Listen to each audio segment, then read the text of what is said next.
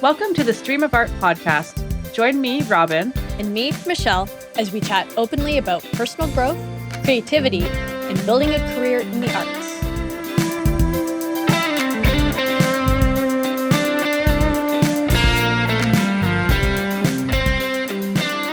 All right. Hello, everyone. Thank you for joining us for our 7th episode of the Stream of Art podcast.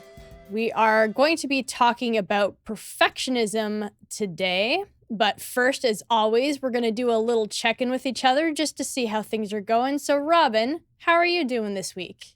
I'm all right. Not much happened. It was kind of a slow week, and also not a slow week. Like, I can't believe it's come and gone already. Yeah. And I have to be honest, like, I know I set some goals for myself at the end of last episode, but I don't actually remember what they were. Do you remember? That's not a good sign. No, it's not. I don't remember yours, and I don't remember mine either. Oh, great. So we'll maybe need a better system so that we can check in to verify what it is we're supposed to be doing. We obviously take this very, very seriously. I swear we do. We do. We're just, finding our sea legs. We're working out the kinks still. I think I might have. Did I say that I was going to continue working on that painting? I think that might have been, which I did do. I had this. Oh, you can't see it. I thought it was behind me, but you can't see it. I had this big, large landscape that I started, and then I wanted to continue it, and I did continue it. I don't know if I like it, but that's okay. It was fun to, because I thought of you actually, because as I was doing it, I'm like, I'm not working from a reference photo. I'm just working from my head, but it's not abstract. It is a landscape. But yesterday was just kind of like, I don't know, like, I'm just kind of finding it as I go. And I realized as I'm like brushing paint on it, it's kind of, what's the word I'm looking for? Monotonous in a way. It's just sort of the same brush strokes, but you're changing up the color or whatever. But because it's a seascape too, so it's a lot of sky, a lot of ocean. So it's a lot of the same kind of like, there's not a lot of variety in terms of like the things you're painting.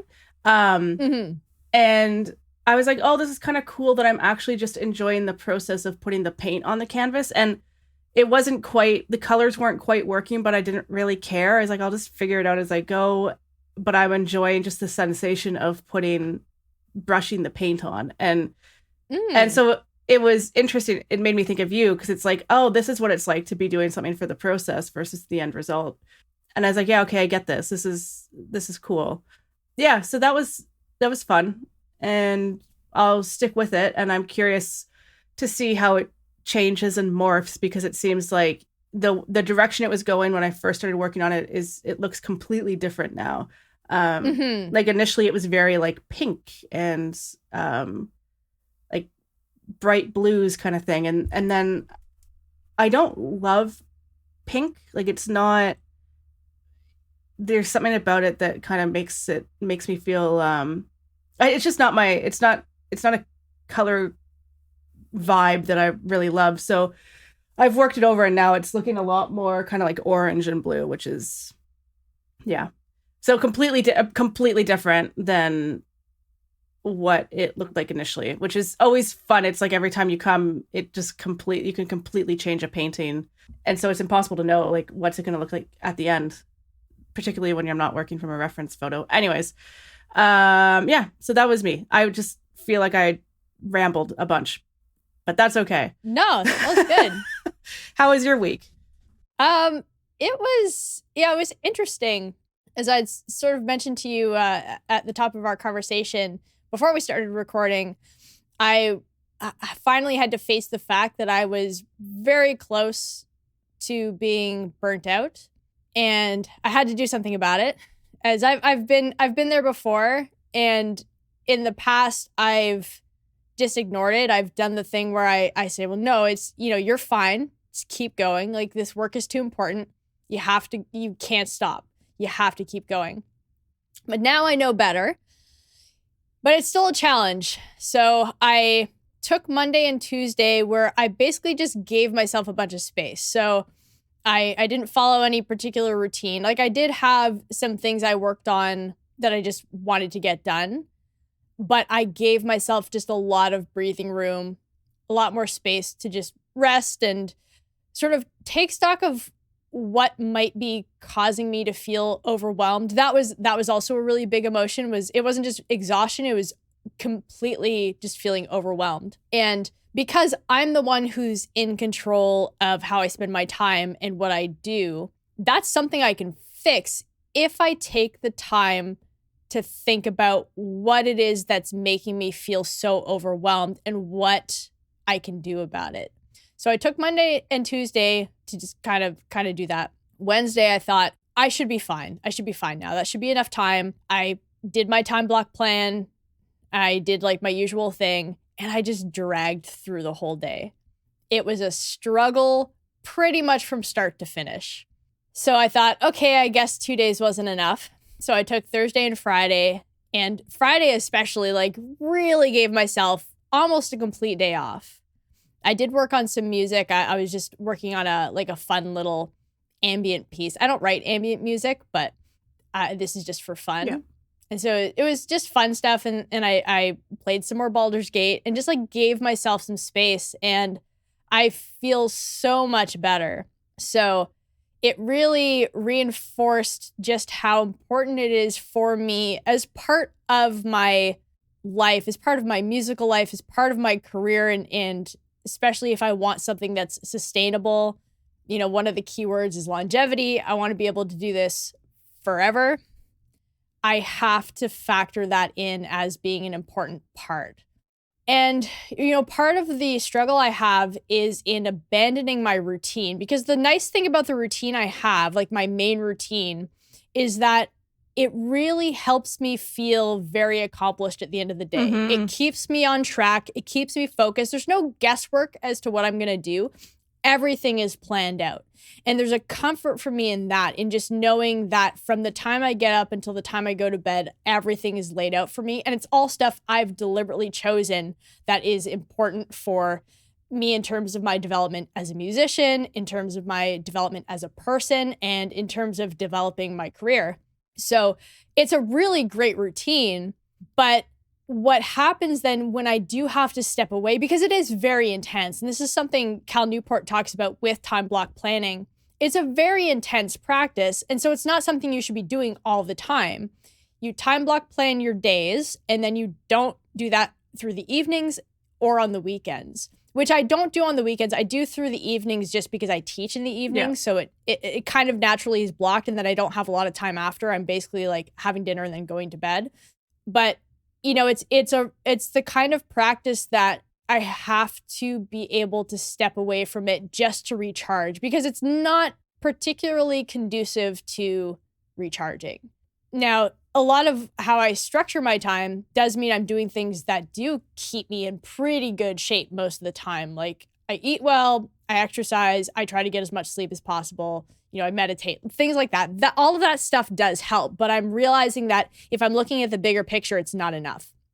Now, what happens when I step away from my routine is that all of that time that I did have blocked now becomes like this vacuum, and it just sucks in all of this nonsense, all this stuff that's just like, it's too scattered. So I'll check my email more than I really need to. I'll sort of jump from one little thing to the other because I know that there are things I have to clean up. You know, whether it's like digitally or physically, there's stuff around I have to organize, but I don't have any clear direction. So I kind of do a lot of bouncing around, which actually makes me feel more tired because it involves a lot of context switching where I'm constantly shifting from one thing to the next. So I'm not really settling into anything, and it fries my brain. So I get to the end of this period where I'm supposed to have, you know, taken time off and rested, and I feel terrible because I didn't accomplish anything and I don't feel rested. Yeah.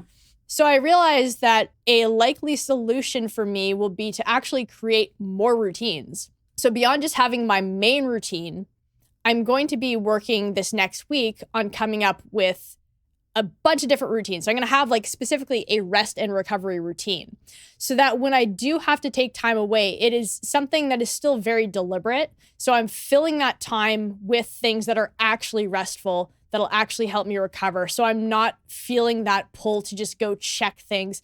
I'll have more time for reading.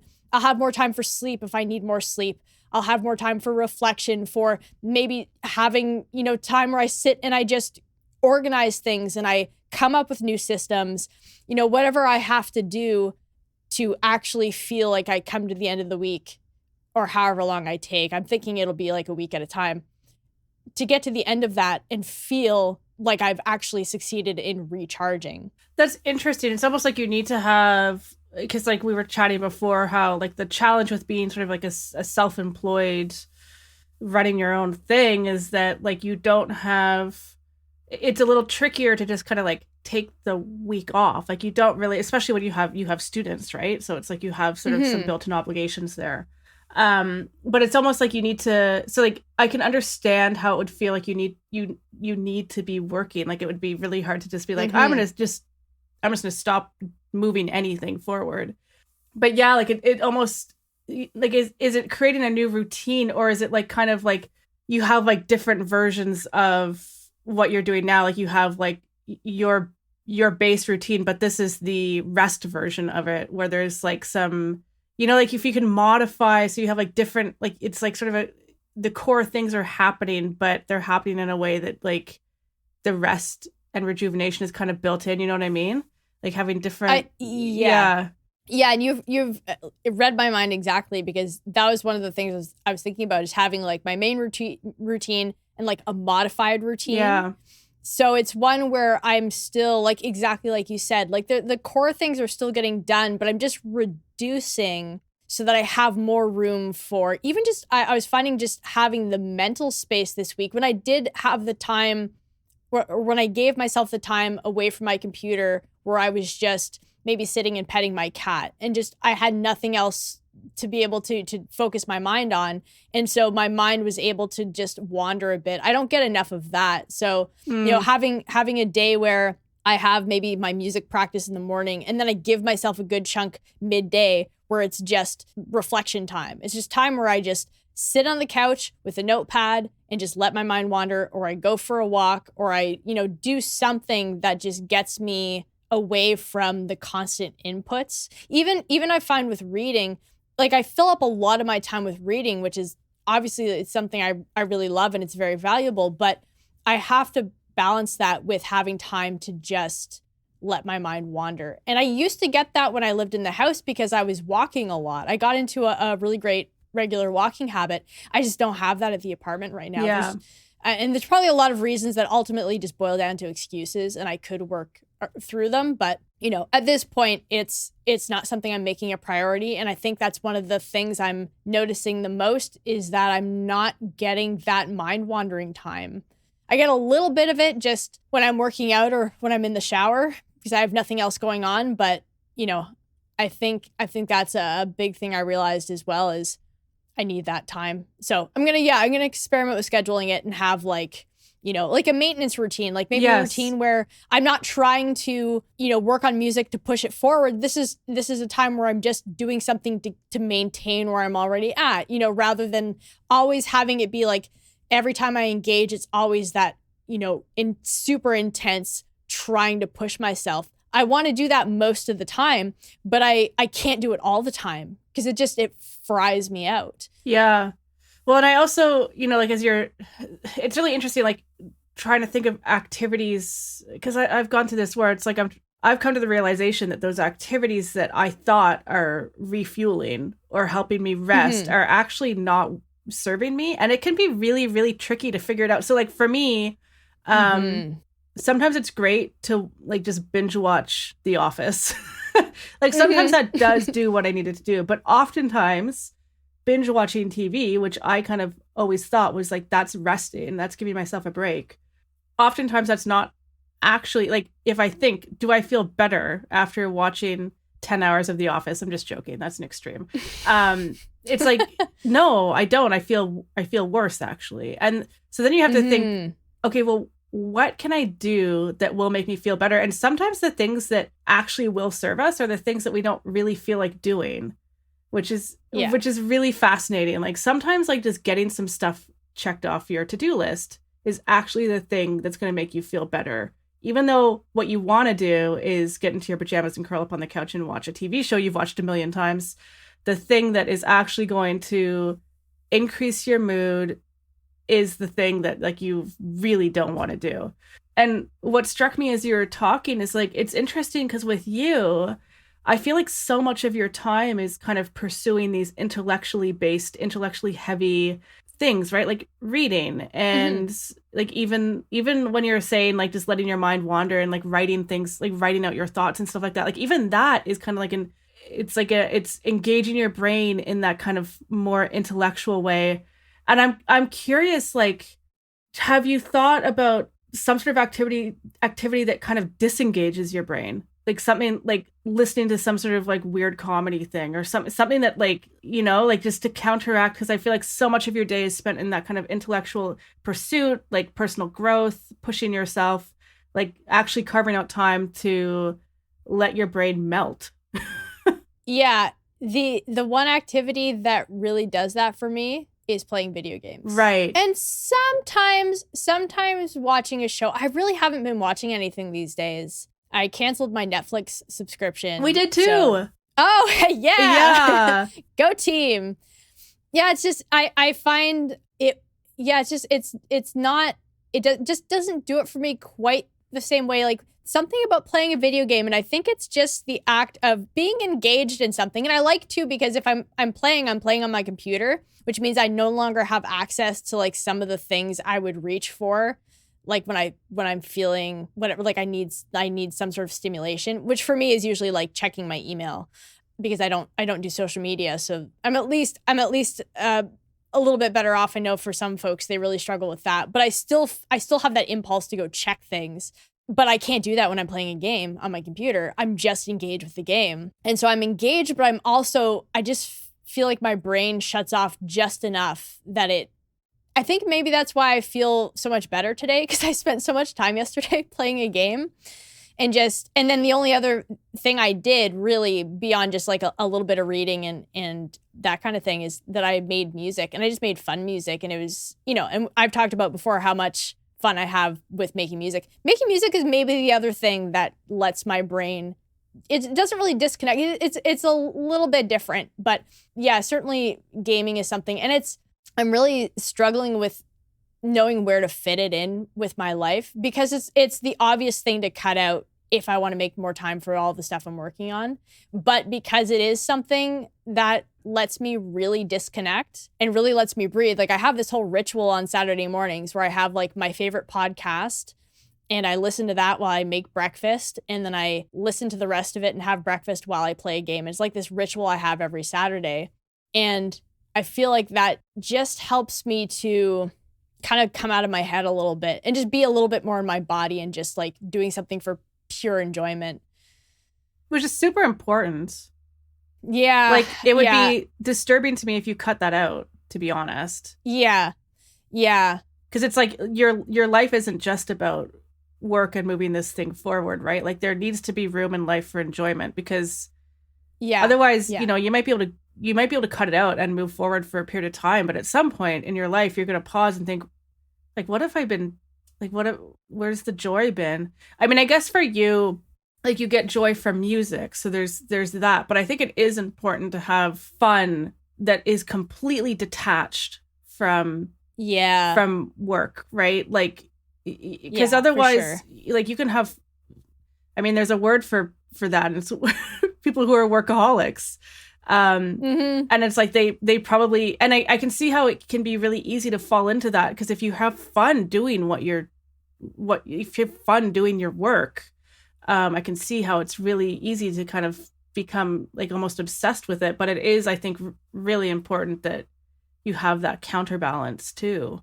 Yeah, you're 100% right. And it's one of those things, like, we all have those truths we know, but we don't really do anything about it. Yeah. So I understand that, you know, my life should be more about about more than just moving things forward and fulfilling my purpose and being of service and all of that. And yeah, it is pretty messy because music is something I love so much, but that's also part of why I've struggled in being able to let it go. I think I talked about this in an episode before where it feels less now, but it has in the past felt like if I'm not engaged with it 100% of the time, like I obviously don't really care about it, which is I know is nonsense. Yeah. But there's still a little bit of that voice in the back of my head, like, can't you do better? Can't you do more? Haven't you rested enough? And so I'm both trying to think of it in terms of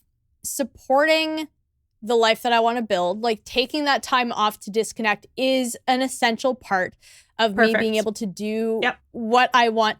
And I think for me, that's the easiest way to get there. It's the idea, I read Ryan Holiday's book, Discipline is Destiny, a few months ago, and he talks about this idea in one of the chapters. He talks about load management, the idea of like playing the long game, like don't burn yourself out. Like you have to make sure you're doing things in a way and giving yourself the rest that you need so you can do things for me forever. Like I want to be making music until the day I die. Like I don't ever plan on retiring, but in order to do that, I have to be able to pull things back. So that for me is sort of the easiest gateway to get into resting. And if I can think about it in terms of like, I'm not abandoning what I'm doing, I'm actually supporting the stuff I'm doing. It. Yeah. That makes it so much easier for me. And beyond that, I want to get to a point where I can just go, well, being fun or having fun is an important part of being a person. Like it's an important part of being a well-rounded person. And ultimately, that's what I want. I don't want to be so one-dimensional that I'm just always this one way. I have a lot of other dimensions and I have to honor them. And so taking the time to do something like playing a video game, for me, isn't frivolous if it's done to honor a part of who I am, which is somebody who does like to have fun. Yeah. You know, all of my favorite shows are all comedies because I love to laugh. Like I like to just enjoy things. And those two parts of me can exist. They can exist in harmony if I find a way to make them. I love that what you're kind of saying before, because like as you were talking, my thought was like, yeah, like you're saying like you have this passion to fulfill your purpose. And then it's like trying to like, how does video games fit in? It's like, it's almost, reframing it. It's like you playing video games are part of that almost in a way, right? You can in your head to help give yourself permission to engage in that. Like that, those play an important part, as you're saying, in supporting this other stuff that I'm doing. And so it is all part of the same thing. And I think like that's kind of an important thing to keep in mind is because I think we do that. Like we kind of compartmentalize and we look at activities that aren't really in line with our primary goals and we think of them as being frivolous or whatever. And I think in some cases that could be so. Like I think with me, for an example, you know, binge watching as much TV as I do, right. I think like that's not serving me. That's like a form of escapism or whatever, or it's me tapping out. That's a little bit frivolous, but there are other things that I do that I might think of as kind of being frivolous, but they actually serve me in a way that isn't quite clear, but you know, it's all, I think like we don't want to, trying to formulate a thought here, but it's kind of gone out. It's gone out. I think I made my point. I think my point is you should play video games. Well, yeah, I think you raised a really interesting point when you're talking about, you know, doing something like binge watching a show as a form of escapism. And I think that for me is maybe one of the reasons why I sometimes hesitate to embrace gaming the way maybe I could, because in the past, it has absolutely been a form of escapism for me. Yeah. So I suppose if I could balance that out with making sure, and this is one of the realizations I had this past week, was some of the things I'm doing need better systems. And so I have to sit down and actually create better systems. So as long as I'm making sure I'm not doing these things just to escape, and I'm actively working on addressing the things in my life that need to be addressed. Right.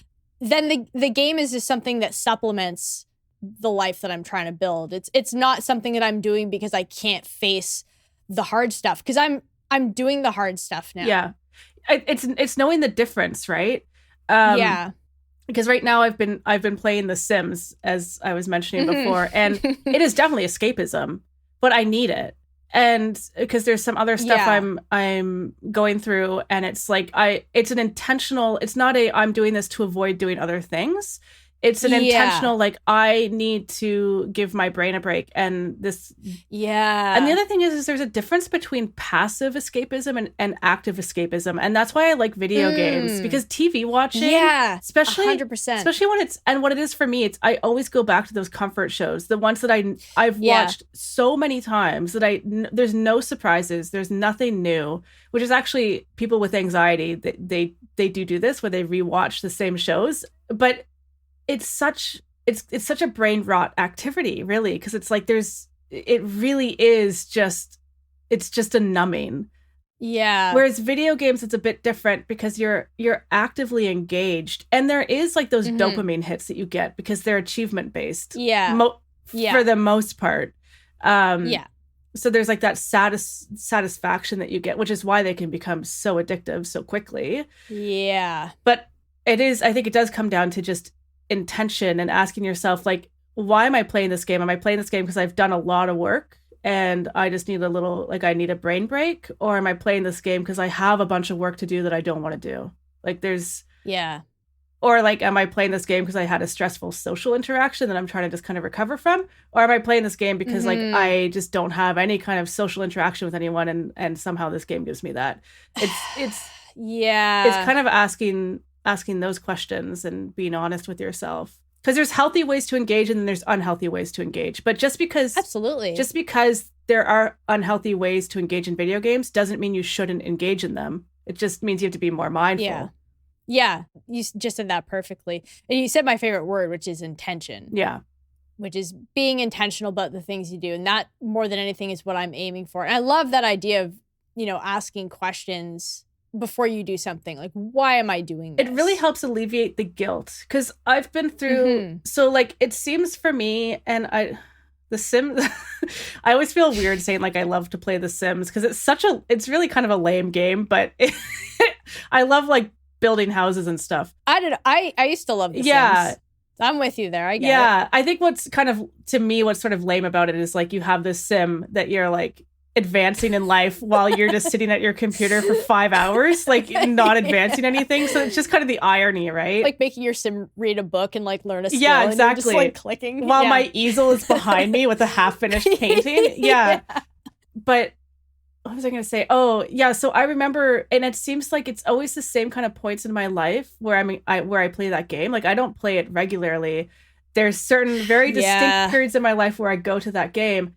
And what's really interesting is this time around, I'm like, oh, it's nice because I don't feel any guilt. And whenever I've played that game before, there's always been tremendous guilt because it has been an avoidance thing. So you feel the difference. Yeah, 100%. I think that's, you've given me a lot to think about. So when I go to play Baldur's Gate later, I'm going to make sure I'm doing it for the right reasons. I don't know if I've done a good thing, or I don't know if I've done you a service or a disservice. No, I think you've done me a service, because the thing is, ultimately, I'm going to pick music ahead of anything else. So it's not going to, for me, I know myself well enough to know gaming is not going to be something that can take over my life. So when I do engage with it, having the perspective that you've shared, I think that's really going to help make me just enjoy the time more, because that's the whole point. But if I'm splitting myself between the person who's playing and supposed to be enjoying it and the person in the back of my mind going, we should be doing this. You have like so much work to do.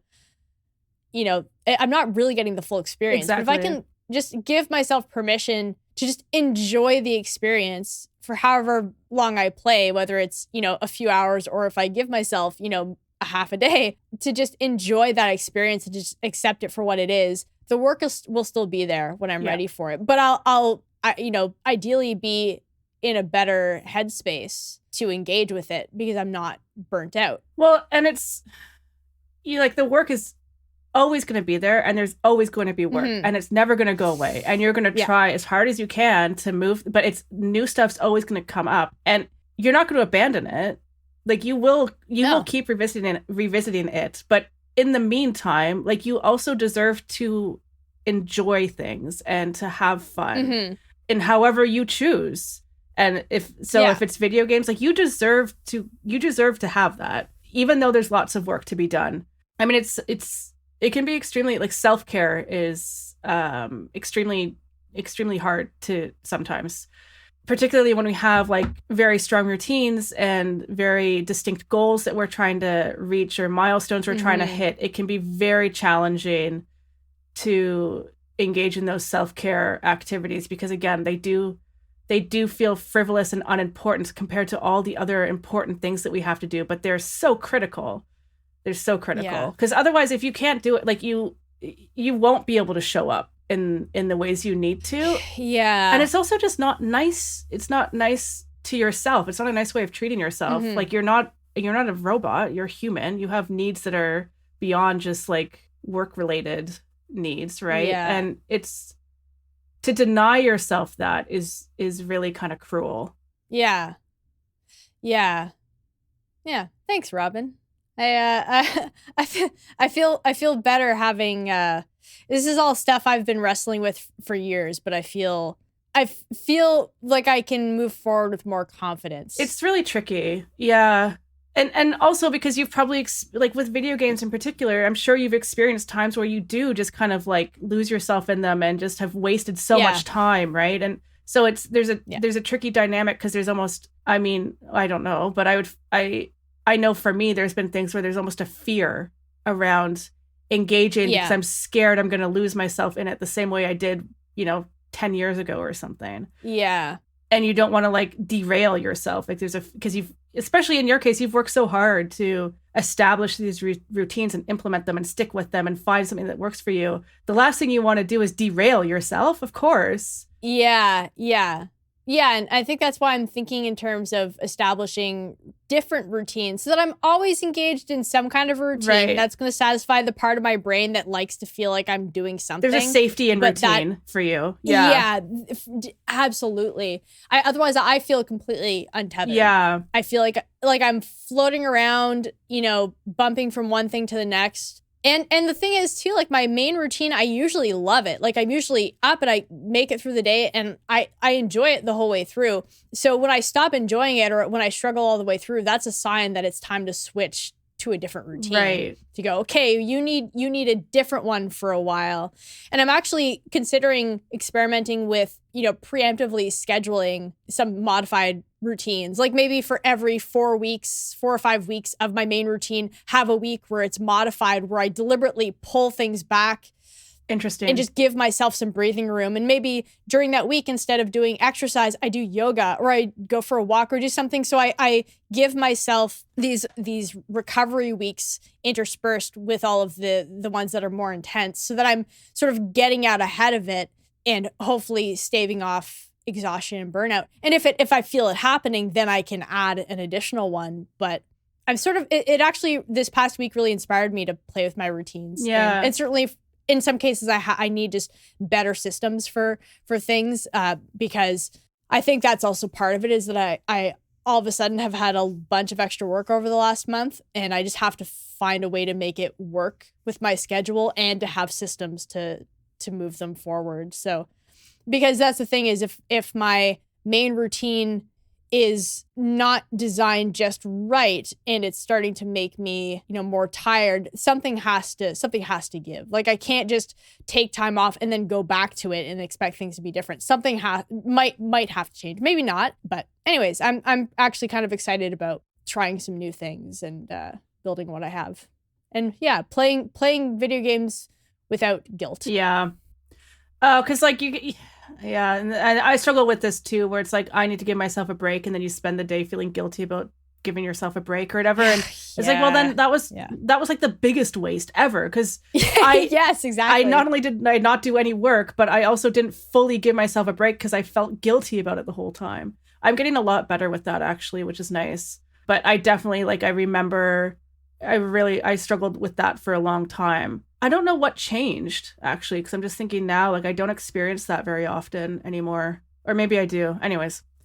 Yeah, I don't get it to the same degree I used to. Yeah, maybe that's it. And there's probably a lot of, if you're anything like me, it's probably a lot of different factors. I think part of it is I have come into play. Yeah, I think part of it is I'm actually doing a better job of doing things. Like I'm thinking back to when I was in university, for instance, and like the level of procrastination. And because procrastination is also something that is draining and can kind of contribute to, I mean, it increases your stress levels, right? Which can contribute to burnout. So I think I've gotten better at like staying on top of things, and so it means it is a little bit easier to take those guilt-free breaks, because it's not like what am I taking a break from? You know, like I think that used to be it, where it's like I felt the need for a break because I was stressed because of all the procrastinating I'm doing. And then you give yourself a break, but it's like not really a break because you feel guilty that you're not doing things that you should have really been doing for the past like 3 months, but you've been procrastinating on. So it just like it creates a whole situation. So I think that's kind of a contributing factor, just like, you know, dealing with that kind of addressing that instinct to procrastinate and taking a bit more of an active role in the, you know, the tasks I need to do and stuff like that. That's helped. Yeah. It just means that like on those days where I feel like I need to unplug or whatever, I have the confidence that like I've been putting the work in and I deserve this. Yeah. So that self-talk is much easier. Yeah, same. And actually, to tie in another thought I had that'll tie into the topic for today's episode, part of it for me and part of my struggle has been in sort of trying to be perfect. And so there's something, for a long time, I had this idea of, you know, what I would need to do to be perfect. And part of that was having like the perfect routine. It was being somebody who got up early every day and exercised every day and worked really hard every day. Like every minute was filled. And so I had all these ideas of what I had to do to be that perfect person. And I've shed a lot of that, but there is still a little bit of that kind of lingering as well. So I feel best about myself when I'm engaged with my routine. And of course, a lot of the stuff in my routine does conform to that, where I get up early and I exercise every day and I work really hard. But it's much kinder the way I have it organized now. I've done a lot of trial and error over the years. So I have something that is much more humane than what I was trying to do for a long time. But there is still a lingering sense of I'm not my best self when I'm not doing all these things, when I'm not checking all of these boxes. So for me, it's a bit of that leftover perfectionism in terms of trying to be a perfect person. And a lot of that being linked to just having low self-esteem and being insecure and feeling like my default wasn't good enough. So I have to be perfect, even if it's just enough that I can be somebody on the outside who you can look at my schedule and go, wow, like you have it all together. You know, you do everything perfectly, even while on the inside I was just crumbling. So there's a little bit of that too, I think, where when I'm not following that routine, I feel like less than.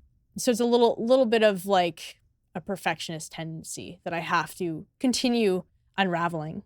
That's so interesting. It's something that I can't relate to. I mean, like I can relate to the kind of the perfectionism, because there's I have elements of that, but it doesn't manifest in the same way. So, I mean, and with you saying that, I'm like, okay, well, I can understand now why routine, it feels safe to you, but it creates psychological safety too. Like it's not just it's not just that you like routines. It's like you need them to feel well, which is and so it gives me to appreciate. I'm like, okay, well now I can kind of understand why you stick to them as well as you do. Like because we've talked about, like for me, like routines. I think I've actually discovered that I don't like routines. Like I like the spontaneity. Right. It does mean that things probably don't move as quickly because they're not like having things not planned out. It's a bit more random. So progress is slower when you're kind of working randomly. That's really interesting. It's interesting too, because I think a lot of people can relate to that feeling of not being good enough. I think that's a pretty common. Yeah. Because I definitely have that in a big way. But it's kind of interesting how all of our insecurities do manifest very differently. Yeah, definitely. And because it's the kind of thing I've realized how much it's held me back, feeling like I was always waiting for perfection, or waiting to be perfect before I could put myself out there into the world in, any number of ways. Like if we're talking about like music in my career, that was a big part of it. Kept waiting for myself to be exactly where I would be, perfect. So where I had all the answers, and where every note I played was perfect, every note I sang was perfect, every word I wrote was perfect, so that then I could start. Then I was good enough. Yeah. If I was perfect, then I was good enough to start sharing my ideas. So again, I find as I'm doing a lot of this self-work and sort of trying to unravel a lot of my struggles, I'm realizing how much of what is just a natural part of who I am is sort of tangled up with all these feelings of insecurity. So it's trying to figure out exactly, the parts of myself that are good and supportive, and like I genuinely do I thrive on a routine. Right. But there's like a dark side to it, where it can become a prison as well. Isn't that interesting, eh? Yeah. Like are these things that can be really unhealthy, but they also kind of, in a way, they serve us in a healthy way. Like that's really, really interesting. And that's why I struggle so much, or I have. Again, I'm getting better at also just accepting the nuance. And that's I think truth is full of paradox. So my routine can save me, and it can also destroy me. Right. My discipline can save me, and it can also ruin me. Like there's no, it's not clear cut. Right. And I think perfectionism is a lot like that, where I think there's something to be said for being somebody who has high standards. I'm very glad I put the care into my work that I do, and that I want to produce good things. And I know you're the same way, like you have a high standard. Right. But when it starts, leaking into being perfectionism, where you're too paralyzed to actually do anything or share anything. For me, it was less an issue of finishing a song, for example. So I know people who struggle to just finish a song because they want it to be perfect. Yeah. I fortunately didn't have that problem, but it meant I took longer to share my music with people than I might have if I had a different kind of mindset, where I wasn't reaching for perfection. I was just trying to reach for, as Adam Grant talks about it in his book, Hidden Potential, reach for excellence instead of perfection. So reaching for the best you can do in the moment, rather than trying to because there's imperfection in everything. Nothing's ever going to be perfect, which for me was a really distressing idea, because if there wasn't perfection, what have I done with my life? Why have I wasted so much of my life holding myself back if there wasn't this perfection peak that I would ever be able to reach? And so I'm also having to deal with a lot of that sort of feeling, like I've wasted a lot of time waiting for perfection that was never going to come. That instead, if I can embrace my imperfections, and certainly still, again, it's tricky, it's nuanced, it's a balancing act. I still want to work on the things that need to be worked on, but not feeling like those things have to be completely figured out before I can go and do anything, before I can go live my life. That part of living life is being this continuously evolving, changing, growing person, and that nobody gets it all figured out. Right. It's a process, and that life is a process. And, I've stunted myself quite a bit from holding myself back. All these opportunities I could have had to grow, I missed out on, or I delayed, because I was like not perfect enough to go do those things that would make me better.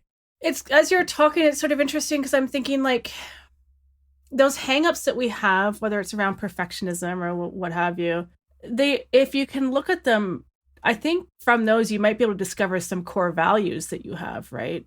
So like, I think for you, like integrity would be one of them, which is, so because I think sometimes our core values, they drive us in a certain way that might, brought to an extreme, could manifest as something else. This is kind of, I'm thinking as I go here, but no, I love like this. As an example, like for me, like I have integrity in the work that I put out. And the perfectionism doesn't manifest so much in the painting itself, but it does manifest in terms of the way I present it. And like I want it to be like perfectly mounted and like framed, and it needs to be, there's a quality of presentation there that is important to me. But it does mean that like there are things that I won't sell to someone, even if they wanted it, even if they told me, no, I don't care that this is on a canvas that is from Walmart or whatever, I can't do it. And so the value there is, you know, care of quality, integrity, you know, of you care about the quality of your product,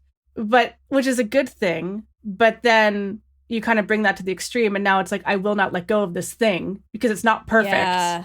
So I think that like that might be kind of an interesting thought exercise for you, is to kind of like look at those, like where the perfectionism kicks in, and then see like, okay, well, what is this indicating about my core values right now? And then maybe being clear on your core values might help you actually combat some of those perfectionistic tendencies potentially. Right. Yeah, I think you're probably 100% right. Because the thing about a core value is that it's a little bit more broad and flexible. Like it's something that can be applied across the board in different ways, which is part of why it can manifest itself in, you know, some troublesome ways.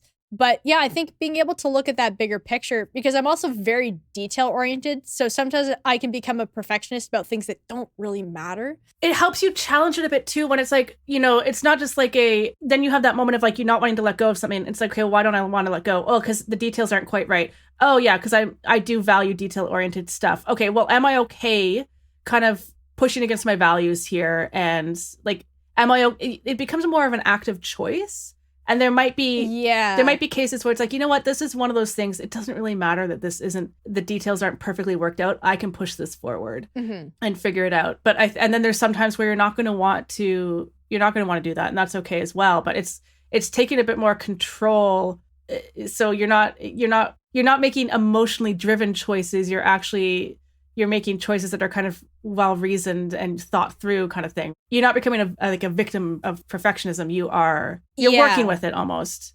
Yeah. You know, that idea ties really well into this book I'm reading right now called Clear Thinking by Shane Parrish. And he talks a lot about learning to understand our defaults and then learning how to put that space. So there's that idea of like having, you know, the space between stimulus and response. And in that space, you can figure out who you want to be. Right. And so I love what you're saying about taking a moment, putting yourself in that space, sort of recognizing your reaction and your impulse, and then questioning it, and then making a choice so that you aren't just, you know, going through with whatever your default is. You're actually questioning it and making a much more reasoned choice. I think that's a really great idea. It's a really, because, you know, one of the things, once you identify your values, like I think to be a quote unquote I'm not going to say happy, I'm going to say content person. I think living in alignment with your values will help you feel that kind of life contentment. But I think there are times where, depending on what your values are, I think there are times where you kind of have to step away from them. Like it's just sort of a necessity, right? So that's kind of, I'm going to think on that a bit more, because I'm doing, I think I mentioned last episode, I am doing work in terms of like life values. Yeah. And I'm kind of curious to explore that a bit more, because there are times where you can't live in alignment with your values. And at what point does it become a problem? You know what I mean? Mm-hmm. I think at some point we're going to have to do a full episode on values. It keeps coming up. And because you and I are both working on our figuring out our values right now, I think that would be a really great one to sort of have a full update on once we sort of feel like we've gotten to a point where we have some more clarity there. I'd love to dive into that idea more. Because it is fascinating. Like so I think I've identified one of mine, but I'm not 100% sure. I have to sit with a bit. But like when I think about all the different choices I've made in life that feel just kind of random, but like I was really pulled to do that thing, I'm like, oh, that totally makes sense. Like that, now that I kind of have identified, I think, one of my core values, all of a sudden, all the choices I've made and things I've done and desires that I have are now kind of clicking. So it's quite a fact. And then it also is really interesting too. And it would be fun for us both to maybe come to the episode with and share our values, because I think it becomes interesting because I'm looking at the people around me. Yeah. And now I'm like, ooh, I wonder what their core value is. And then yeah, it starts to make sense, like the choices people make and the priorities people have. Like, so, you know, there's times where I'm like, how is that your priority? Like, that doesn't make any sense to me. And then when you start to look into values and do some research there, you're like, oh, like they're making those choices because, like, I don't know, this is what, like, family is a core value. And it's like, oh, that's why they're making all those choices. Gotcha. It's really, it's quite fascinating. Yeah. To be continued. We'll have a good long episode about that. Back to perfectionism.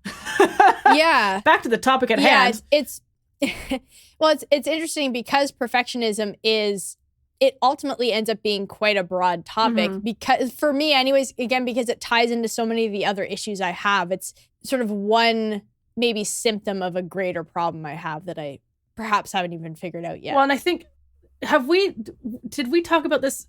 I can't remember if it was with you. I was talking about this, but the idea of like an ideal version of ourselves.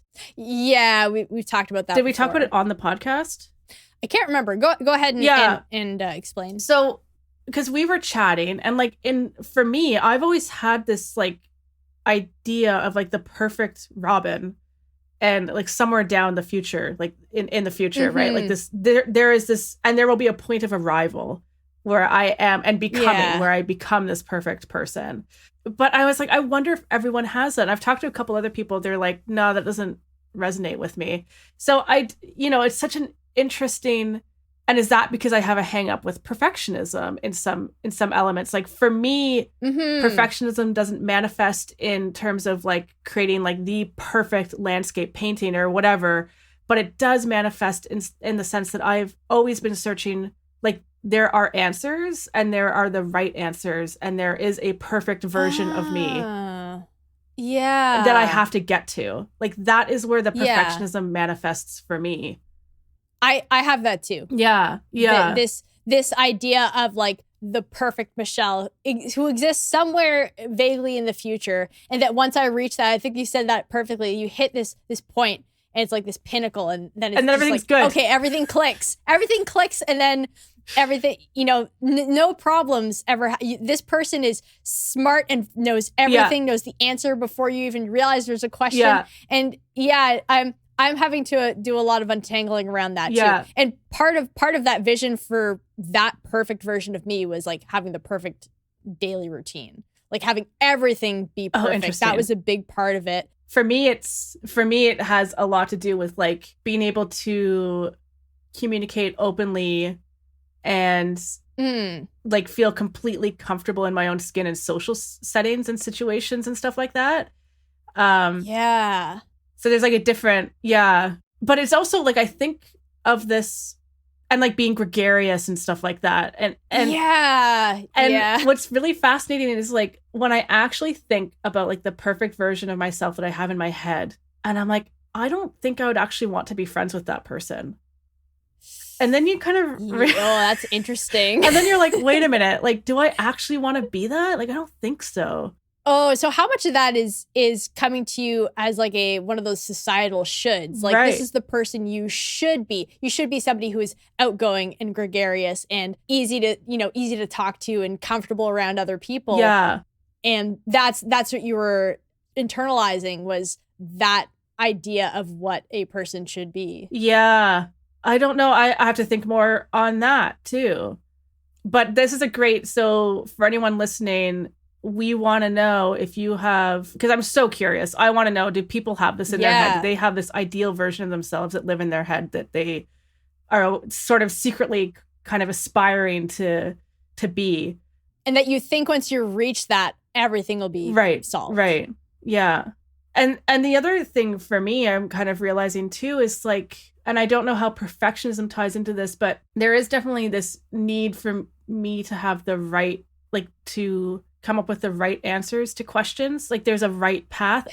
But what I've learned, and it's a big thing to learn and really destabilizing, is that I wait, I think, for people to give me permission to do things, or for people to confirm. So like if I were to well, let's say like I decided to teach art workshops, which has been something on my mind. Mm-hmm. If someone that I know were to be like, oh yeah, like totally, I can totally see you doing that. Like that's awesome. That would immediately feel like a huge win. Like, oh, okay, I chose the right thing. I made the right choice. Like it's not just a, oh, that feels good. It's like a, oh, good, I made the right choice. And I'm like, that's, and I'm also curious, like, is that just a me thing, or are other people wired that way? Because for me, it becomes, and like, there's been things that I've done because I've gotten positive reinforcement in that area. Not so much because right. Well, it's hard to untangle. Did I do this because I wanted to, or did I do this because someone gave me positive reinforcement and someone saw me and like appreciated this kind of thing that I'm doing? And this is what I mean, because it becomes destabilizing, because then you start to question every choice I've ever made and every direction I've ever gone. I'm like, is that coming from me, or is that coming from the responses of the people around me? That question of like, can I trust myself? Can I trust myself? And then there's the perfectionist element in that, like, I feel like there is a right or a wrong way of doing or being, but that right or wrong way is going to be dictated by the people around me, not by myself, which is insane because I am my own person. I should be calling the shots, which I do, but I should be seeking reinforcement and validation from myself, not from other people. Yeah. Like, I shouldn't be looking to other people to confirm that I've made the right choices for myself. That's crazy. Yeah. But it's understandable. I think that's the way probably a lot of us live in varying degrees. So I haven't had the experience so much as in terms of not being able to trust myself when it comes to making decisions, but needing acknowledgement from other people is a big one of my hangups, where I think part of the reason why I felt a pull to being, some degree of perfect is that it makes me notable and it makes me worthy of other people's time and attention. That very much resonates with me. Yeah, for sure. And particularly when you're operating, and I don't know if this is your experience, but working within the kind of the creative field, like there's because immediately when you say like you're an artist or you're a musician, I think a lot of people are very intrigued by that. And so to feel not only that you're in that area, but you're accomplished in that area, it's like bonus points. Yeah. And that was my experience early on with music, where it was something I genuinely loved, and I got good pretty quick, and that gets you attention. Yes. So part of my hesitation when it came to sharing my work, or even some of the anxiety I had with playing live, is that if I don't do it perfectly, who am I? I'm no longer somebody who's worth other people's attention. Oh, that's so, because you excelled early and quickly. What's interesting about that is I think about students who were put in the gifted program in school. I don't know if they still have the gifted program. But did you have that? I'm not sure. In your school? I I think we were too low budget being in school in Quebec. Yeah. So maybe not, but I know what you're talking about. Yeah, and because I've talked to people who were put into the gifted program, and they did kind of go through something similar, like once they got into university and things, now the playing field was even, sort of thing, right? And that was a hard, because they're no longer excelling the way that they were, and they kind of built their identity around the fact that they were excelling academically, and now they're in a place where they're still excelling, but so is everyone else. And so then you have a bit of an identity crisis. Yeah, that's a perfect way to put it. Yeah, and as I was struggling through music school, I definitely was having that identity crisis. As I wasn't performing as well as I had in the past for a variety of reasons, suddenly my identity was in question. My worthiness was in question.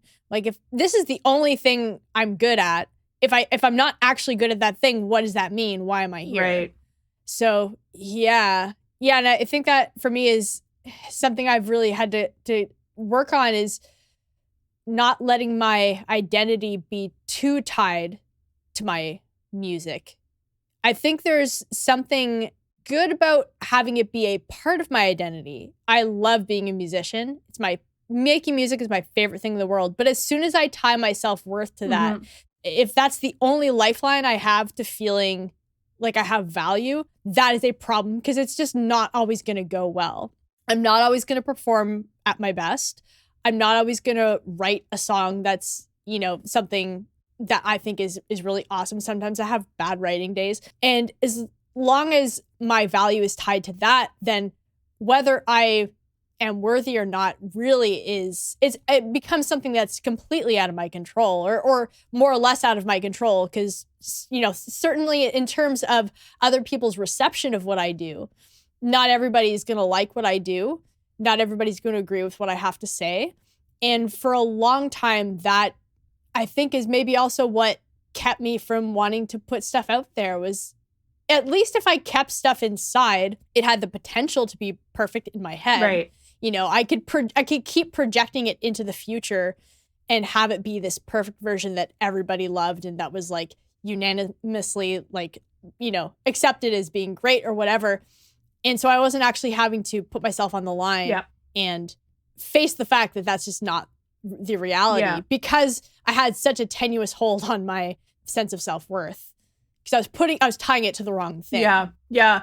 And I mean, that is, you're hitting on something that's super important for any creative who's trying to get their work out there, is like, you have to detach from the thing, because it is, I mean, it's, and I feel really lucky in this sense. Like, I've never felt particularly attached in terms of, like, I don't really attach my self-worth to my art, which is really nice. I do attach to the things around it, but not to the art piece itself. So it's not easy when I'm at a show and people just walk by and don't look at it. It always feels better when there are people who like it. But if it's, if it's not for you, it's not for you. And it's no skin off my nose. It does not bug me. I actually find it really awkward when people kind of feel the need to say something nice about it, even though you can tell that it's not really their thing. It's like, it's not your thing. Totally fine. You do not need to make up something here. Don't feel uncomfortable. I'm just a person. I'm good. Yeah, because like when you're putting your stuff out there, the reality is there's going to be lots of people who don't like it. And and depending on what you're doing, you might actually have a really niche audience. The majority of people might hate what you're putting out there. So you've got to, you cannot tie your sense of self-worth into that thing. It comes from you. It's a part of you. It's from your heart and from your soul. So it does feel immensely personal, but you've got to find a way to sort of psychologically detach from the thing. Yeah. It's super important. And I don't even know, because I don't really remember having to go through that process. I'm not sure, like, do you know how to do that? How did you do that? Lots of internal work. Yeah. And I mean, over the last couple of years, lots of journaling. Right. Too. It's been helpful, is cultivating a bit more self-awareness. First learning to recognize that that's what I was doing and that it was ultimately holding me back. Right. And it's interesting because as I've started to detangle myself from that kind of mindset, my music is a lot better than it ever was before. And part of that comes from just starting to, share it with people. In whatever small scale, it made me better. Well, also, if your sense of self-worth isn't tied into the product, all of a sudden you can start taking risks and trying things that may not pay off. 100%. Because it doesn't matter. Like, if someone likes it or not, it doesn't matter. If you like it or not, it doesn't really matter. Like, it's again, it helps you switch to that kind of process mindset versus product-driven mindset.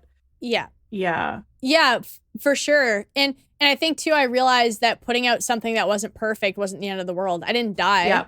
The sun still came up the next day and I got back to work and I did it again. And each time I've put something out there, it's a little bit better than the last time. Like, oh, that's what it's about. It's about the progress. Yeah. It's not about the perfection. It's about making progress. If I'm putting something out every year and it's not getting any better, that's a problem. But if it keeps getting better, well, then I'm on the right track. Then I'm doing something. And then you just do it enough, until you get to a point where then what you're making is notable, but it's not all going to be that. It's all just part of the journey. Yep. And I think for me too, thinking about my musical life as being a journey rather than something I had to grind towards, like I was working towards this point of perfection and then I could like do the career thing. Right. once I untangled all that, and I thought, well, this is just a part of the journey. Yes. And I'm never going to stop getting better. And I never want to stop getting, I don't want to hit a point where I have nothing left to learn. That's not very interesting. I love learning new things, and I love that I keep getting better. And so it was a lot of reframing. Again, RPM helped so much with that, just because it did inspire me to just try things. I felt so much less pressure because this isn't the stuff this is just like, it's an experiment. Yeah. And then suddenly it became more fun to try those things. And I felt myself detach more and more from the outcome. Like, to certainly feel some level of attachment, because it is, like you said earlier, like, it is coming from my heart and my soul. But I'm not anymore linking it to, it's not me. So if somebody doesn't like something I've Exactly. done, it doesn't mean necessarily that they don't like me. And if they don't like me, that's fine too, because I am also not going to be for everyone. Right. And that's something I've really having to do a lot of work on, because I've always been somebody who just wanted everyone to like me. Right. And that's completely outside of my control. And I've really had to just let a lot of that go and just learn how to, be true to myself. And that's going to make it easier for the people who do resonate with me to find me, whether that's professionally or personally or whatever. And that exercise has brought me a lot of peace too. But it's an ongoing thing. I think that is something else to keep in mind, is that if you're somebody who struggles with perfectionism, it's going to be an ongoing journey, Yeah. to continue just keeping it in check. Yeah. Yeah. As you were saying, like, you're trying to get used to people not, that you're not for everyone. Not everyone's going to like you. My first thought was like, oh, that's good, because I don't really like you that much. So like, well, that's, how do you think I make it through every episode? I'm like, I'm cool with myself. Robyn doesn't like me. That's fine. Oh, man. Yeah. And I love what you're saying. And that what you're saying earlier about, you were kind of waiting to be perfect before doing things and moving things forward. It made me think of, I think it's the John Lennon quote, like, life is the thing that happens when you're busy making plans. And I think about that quote a lot, right? Where it's like, you like, this is it. Like, this is life. This is the human experience. Yeah. We feel like there's well, I do, and not everyone does, but I do. And I think this is something I need to challenge. Like, I do feel like there's a point of arrival, like, whether that's arriving to the perfect version of myself, or arriving to the thing that I was meant to do, or whatever. I mean, maybe that's okay. Like, maybe that's a driving force for me, and there's nothing wrong with that. Mm-hmm. But I'm also kind of, in the back of my mind, I'm like, am I going to be on my deathbed and then just kind of be disappointed? Like, and realize, like, have a moment of realization where it's like, oh, that, like, I was waiting for this thing to happen. I was waiting for something, a light bulb moment or whatever. And it's like, oh no, that's just like, you just lived life. That's it. Sorry. Yeah. Yeah. I definitely get the same thing. And there's a similar quote by Seneca, and it's something along the lines of, it's like the foolish man is the one who's always waiting to start. Yeah. You're never actually starting anything. And I think, waiting, for me, certainly waiting for these moments of things are finally lined up to get started means I lost a lot of opportunity for the things that would make me better. And there's something I read recently. I think it was a quote from Brad Stulberg's The Practice of Groundedness. And I think it was something along the lines of, how people are waiting for, like, once I get this job, or once I get married, or once I move to this place, then I'll be happy. Yeah. There's that idea, but it's actually the process that you go through trying to get those things where you become the person that you're supposed to be, where you become happy. You gain that through the actual process. And life is really just a process. Yeah.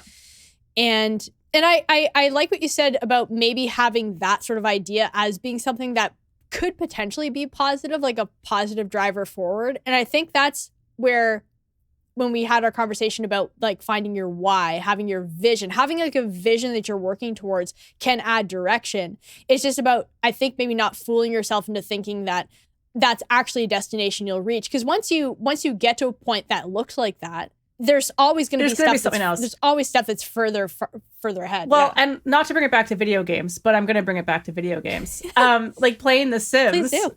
Like, for anyone who hasn't played this before, you have a little person and it's a life simulator and you get a job and you advance through your career and you upgrade your house and stuff. But there always comes a point where it's like, okay, I'm so in the game right now, I'm making $6,000 a day, which is super realistic.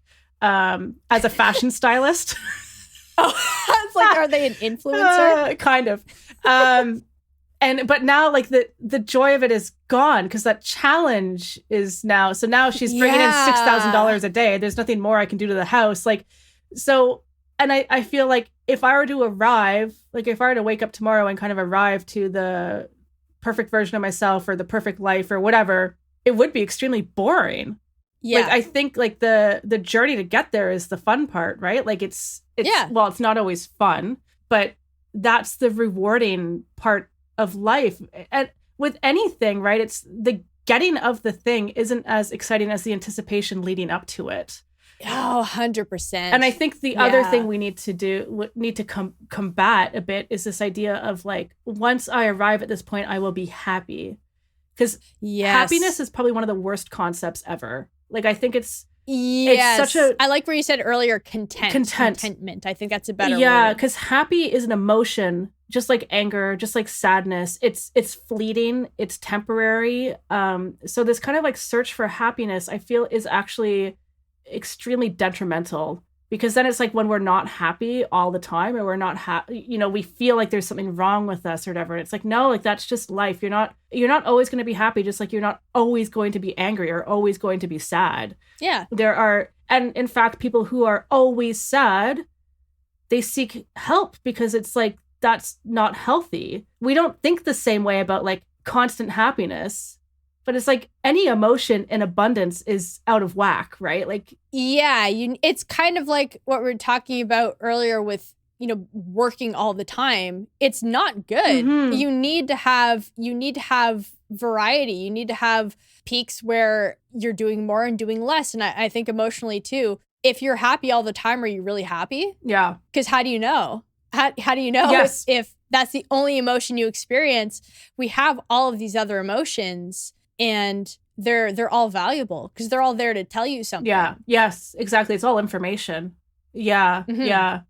So yeah, I always like happiness. I'm like, contentment. Contentment is the thing you can kind of aim for, I think. And that... Because that's a good umbrella term. Yes. And that can encompass feeling, malaise and feeling anxious, but having moments of satisfaction and joy. And it's a little bit more overall, like you step back and look at your life overall. Like, would you say, like, because if I were to take a life assessment, would I be like, my life for the past 5 years has been happy? Would I have said that? Like, no, like that's a weird descriptor for like 5 years of life, but content, I would say, yes, contentment for sure. Yeah. So it's just it's a little more all-encompassing, as you said. Yeah. So perfectionism. I just were looking over my notes. I like that you take notes because then I don't have to take notes and I can just bounce off of whatever you're saying. It's perfect. Yeah. Well, it's fortunate because I've thought about this before. I have a couple of blog posts actually about perfectionism. So yeah, I think we've covered as much as we can without like again diving into the idea of values and all of that and looking deeper, looking under the surface, because I think perfectionism is just part of a toolkit that we inadvertently use to self-sabotage. Yeah. Ooh, wouldn't that be a cool topic for a podcast episode? Toolkit of self-sabotage? I love that. Because yeah. Like, what do I use? Like, perfectionism for sure, but there's other things too. Because that could tie into, I think you'd mentioned like the fear of success. Oh, yeah. A couple of weeks ago or something. Like, yeah, I think there could definitely be something there too. I'll make a note and we'll maybe add that to the future episode list. But otherwise, I think that's it on perfectionism. I'm sure it'll come up again. I'm sure there's more to say, but yes. I feel like I've exhausted my brain. Yeah, for today, I think that's we've solved it. It's perfect. We solved perfectionism. You're welcome, world. So then let's look to the week ahead and talk about what our plans are. Do you have anything specific? No, can you go first? Yeah, sure. So my plan for this week is just to build some kind of a routine. And I'm actually going to make this, I think, specifically an RPM prep routine, because this is my last full week before RPM starts. It starts Thursday, February 1st. So I have some things I want to finish up, and I want to be giving myself more rest. So because I'm feeling better, the temptation to just dive right in is very strong. And so I'm trying to really pull back. I'm thinking about load management. I'm thinking long term. I'm thinking about the crazy intense month that February is going to be. So I'm going to be pulling back still, giving myself some more space. But I specifically have to wrap up a couple of things I'm working on guitar. I have a couple of mixing courses I've been going through. I'm almost done. I want to wrap up. And I want to do a little bit of prep too for RPM. I'm not in the spirit of RPM. I do like to wait to actually start writing the music until February 1st. But I do want to do a little bit of like maybe word prep. So I'm going to write down some words, some ideas, just to kind of give me some guidelines to jump off from as far as, lyrics go. And I want to dig into, just exploring some potential avenues for musical development through RPM. So I'd mentioned last week that I didn't at that point have any ideas as far as what I want to do to challenge myself musically. I have a couple of ideas of things I might try to do, but it's not going to be quite as focused as it was last year. So I had the whole Jordan Rakai thing. That was very clear.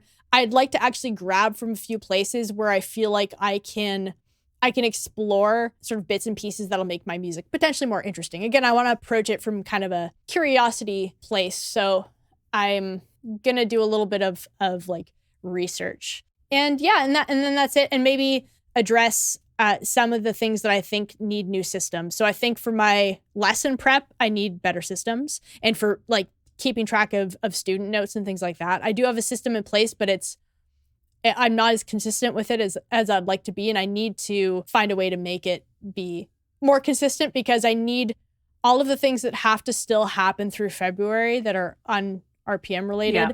I have to have good systems in place so that they're handled and I'm not having to think about them. So yeah, that's pretty much it for my week. Yeah, cool. It sounds like a lot. It is, and I might not accomplish it all. This is next week, and then potentially for the first 3 days after, or the first 3 days of the week after. Right. So I'm giving myself like a lot of space, because February 1st, I'm going hard. That's the other thing I have to do, is I have to build an RPM routine. Right. I have one in mind. I'm just going to like finalize it. I can't wait for RPM, Michelle. I'm really looking forward to the crazy. If I do my job properly, maybe I'll be a little more mellow this year. Well, that's no fun. Less crazy. We'll see. Okay. We'll see. Maybe towards the end of the month, I'll pull a few all-nighters for you. Oh, good. Just so you can see sleep-deprived me mumbling incoherently. And for me, so I'm still doing the painting a day thing, and I was very tempted to skip yesterday, but I was like, no, I can't. Like, I'm so close to the end of the month, really. Like, it's the 20th. Yeah. So I'm still doing that. And I think I'll post some on our, we have an Instagram page now for our podcast. So it's Stream of Art. Is that it? Is that the handle? I think it's at Stream of Art Podcast. I'm pretty sure. What I'll do is I'll add a link in the show notes. Okay, perfect. So maybe I'll share some photos of those. So this week I obviously will be continuing that. I'm going to continue working on the large painting just for fun, and I've been feeling a pull towards writing recently. And specifically, there was a play that I started writing like, I don't know, 4 years ago, maybe 4 or 5 years ago. And I'm thinking, I think I'm going to revisit that. So I'm going to... Oh, nice. A goal for this week is to pull that out and look at it again and see, like, is there something here? And I don't know, like, again, I feel like I so easily... I mean, I don't really have any clear goals right now for my art anyways. Like I'm sort of just like I'm in rest and recovery mode. So I'm just kind of going with the flow a bit. And yeah, I'm like, I don't know. I should honor, I feel this little pull. I should just honor that and see where it leads. And it might not be anything. It might just be something I pick away at for the next couple of weeks or something. But yeah, that's what I'm going to do. Awesome. Yeah. All right. Well, thank you all so much for listening. You can direct your questions and comments to streamofartpodcast@gmail.com. And as Robyn mentioned, we do have an Instagram account now, and I'll put the link in the show notes. I'm pretty sure it's at Stream of Art Podcast, but just to verify, you could check the link. We also have a Discord. We have our official first member who's not one of us. Yay! Josh joined the group. So now there are 3 of us in the Stream of Art Discord. So again, the link is going to be in the show notes. And feel free to join us, as the weeks and months go on. I know we'll start being more active there. I have some ideas for some things we can do just to, again, really build a good supportive community for all kinds of artists. So don't hesitate. If you're a musician or a visual artist like us, or if you are a writer, if you're a photographer, if you're a dancer, if you do anything that's creative, like, please feel free to join. I know it's going to be a great supportive place, and we'd love to have you. So join us next week for the next episode, and have a great week, and good luck with anything you all are doing, creatively especially. And see you in the next one. See you in the next one. Bye.